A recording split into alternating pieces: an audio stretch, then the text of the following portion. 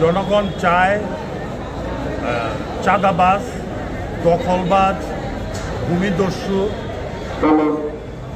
বালুমহল দখলকারী, trade টেন্ডারবাজ, পরিবহন sector দখলকারী, এদের পৃষ্ঠপোষকতা যারা করে সেই ধরনের প্রার্থীর বাইরে কাউকে নমিনেশন দেওয়া হোক।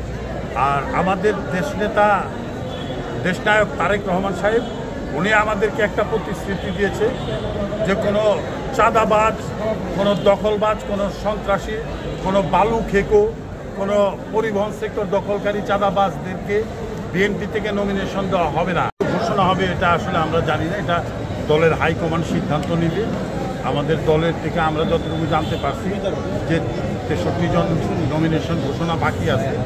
এর মধ্যে আমাদের যারা অ্যালায়েন্স, যারা জোট আন্দোলন সংগ্রামে যারা ছিল আমাদের সাথে, তাদের কিছু সিট ছেড়ে দেওয়া হবে। আর বাকি যেটুকু থাকবে সেটা হয়তো বা বিএনপির মধ্যে ঘোষণা হবে, বিএনপি প্রার্থীদের মধ্যে।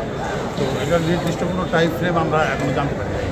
আর আমরা আজকে 31 দফা বাস্তবায়ন এবং প্রচারণার উদ্দেশ্যে এই লিফলেট বিতরণ এবং এই গণমিছিলের অনুষ্ঠানটা কি প্রত্যাশা করতেছেন? জনগণ কি চায়? জনগণ চায় চাঁদাবাজ, দখলবাজ, ভূমিদস্যু,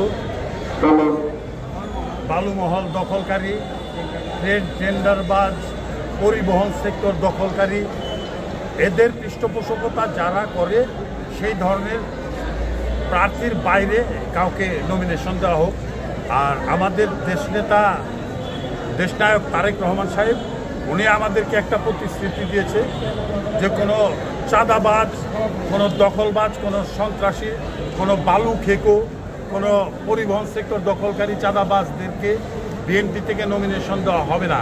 আমাদের দেশনায়ক তারেক রহমানের এই প্রতিশ্রুতি যদি রক্ষা হয় তবে টাঙ্গাইলে আমার বিকল্প অন্য কোনো প্রার্থী নাই বিএনপি। টাঙ্গাইলের সদর প্রার্থী হিসাবে আমার প্রত্যাশা হল টাঙ্গাইলকে একটা সুন্দর টাঙ্গাইল হিসাবে প্রতিষ্ঠা করা, যেখানে সন্ত্রাস থাকবে না, ন্যায় বিচার থাকবে, আইনের শাসন থাকবে, মানুষের মধ্যে ভালোবাসা, আন্তরিকতা, সৌহার্দ্য থাকবে, হিংসা বিদ্বেষ থাকবে না। আমাদের যুব সমাজ কর্মমুখী জনশক্তি হিসাবে আমরা গড়ে তুলব, এই ধরনের প্রত্যাশা। আমার ব্যক্তিগত মনে করাটা আসলে গুরুত্বপূর্ণ এই 15 গণতন্ত্র পুনরুদ্ধার আন্দোলনে, যে কারণে আন্দোলন সংগ্রামের যে ভূমিকা, সেই ভূমিকার পরীক্ষায় আমি উত্তীর্ণ।